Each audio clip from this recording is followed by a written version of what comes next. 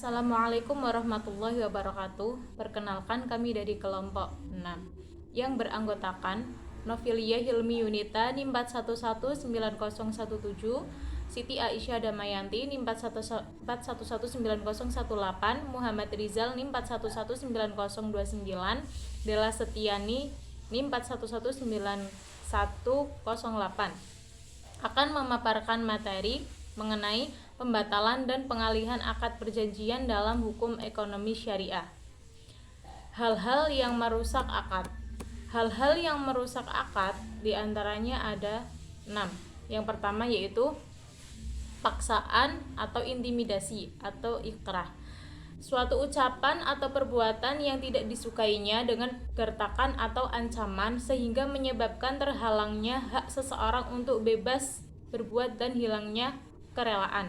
Yang kedua ada kekeliruan atau kesalahan atau galat, yaitu bila kekeliruan pada jenis objek, akad itu dipandang batal. Bila kekeliruan terjadi pada sifatnya, akad dipandang sah. Tetapi pihak yang merasa dirugikan berhak memfasah atau bisa mengajukan pembatalan ke pengadilan. Yang ketiga ada at-tadlis atau at-taqrir atau penipuan, yaitu menyembunyikan cacat pada objek akad agar tampak tidak seperti sebenarnya. Yang keempat ada al-jahalah, yaitu mengakibatkan persengketaan yang menyebabkan rusaknya akad. Yang kelima ada al-gharar, yaitu semua jual beli yang mengandung ketidakjelasan, pertaruhan atau perjudian. Yang terakhir ada penyamaran harga barang atau ghaban, yaitu tidak wujudnya keseimbangan antara objek akad, barang, dan harganya. Slide selanjutnya akan dijelaskan oleh teman saya. Selanjutnya yaitu khiyar dalam akad. Para ulama fikih mendefinisikan al-khiyar antara lain menurut Syed Sabiq, yang artinya khiyar adalah mencari kebaikan dari dua perkara, melangsungkan atau meninggalkan jual beli. Telah disinggung bahwa akad yang sempurna harus terhindar dari khiyar yang memungkinkan akid orang yang berakad itu membatalkannya. Khiyar menurut ulama fikih adalah suatu keadaan yang menyebabkan akid memiliki hak untuk meneruskan akadnya, yakni menjadikan atau membatalkannya jika khiyar tersebut berupa khiyar syarat, khiyar aib, atau ru'yah, atau memilih di antara dua barang tersebut jika khiyar ta'yid. Kemudian macam-macam khiyar. Yang pertama itu ada khiyar mailis, yaitu hak pilih dari kedua belah pihak yang berakad untuk membatalkan akad selama keduanya masih berada dalam majelis akad dan belum berpisah badan. Kemudian yang kedua ada khiyar aib, yaitu hak untuk membatalkan atau melangsungkan jual beli bagi kedua belah pihak yang berakad apabila terdapat suatu cacat pada objek yang diperjualbelikannya. Kemudian yang ketiga yaitu ada khiyar ru'yah. Khiyar ru'yah yaitu hak pilih bagi pembeli untuk menyatakan berlaku atau batal jual beli yang ia lakukan terhadap suatu objek yang belum ia lihat ketika akad berlangsung. Selanjutnya yang keempat itu ada khiyar syarat. Khiyar syarat ini yaitu hak pilih yang dijadikan syarat oleh keduanya atau antara pembeli dan penjual. Kemudian yang kelima itu ada khiyar ta'in, yaitu hak pilih bagi pembeli dalam menentukan barang yang berbeda kualitas dalam jual belinya. Terima kasih. Kemudian selanjutnya akan dilanjutkan oleh teman saya. Yang selanjutnya yaitu prosedur pembatalan akad dalam hukum ekonomi syariah. Yang pertama, memberitahukan terlebih dahulu kepada pihak yang melakukan perjanjian. Misalnya, kreditur memberitahukan kepada debitur atau sebaliknya. Yang kedua, mengemukakan alasan-alasan yang diajukannya pembatalan berikut bukti-buktinya. Yang ketiga, memberikan tenggang waktu agar pihak yang akan menerima pembatalan mempersiapkan keadaan. Selanjutnya, pembatalan harus dilakukan dengan jalan damai sehingga tidak mengakibatkan permusuhan dari putus silaturahmi. Yang terakhir, pembatalan dapat dilakukan dengan jalan perang apabila pihak lain mendahului penyerangan dan pengkhianatan terhadap perjanjian. Selanjutnya, pengalihan akad perjanjian.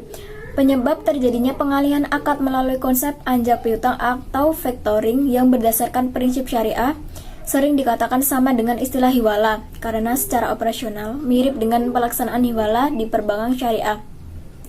Perjanjian pengalihan piutang atau anjak piutang atau factoring dalam fikih muamalah disebut dengan istilah hiwalah.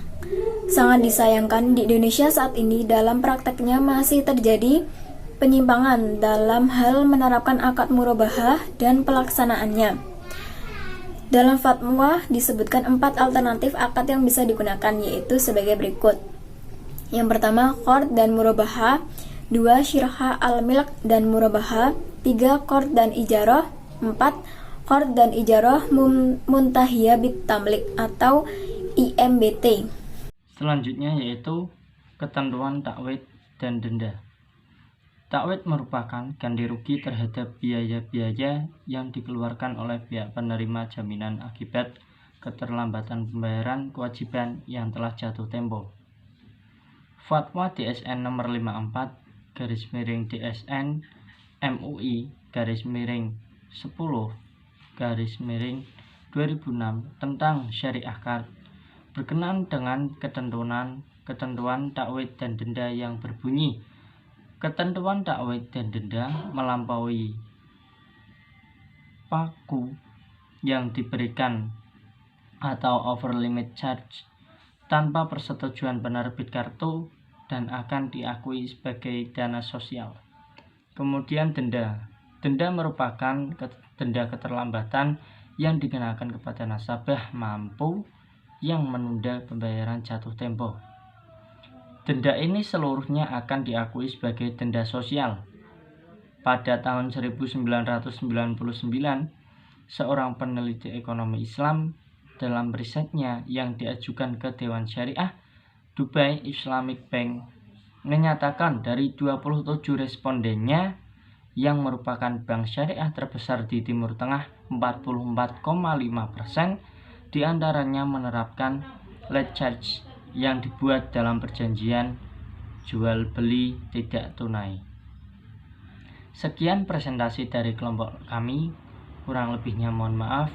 Wassalamualaikum warahmatullahi wabarakatuh.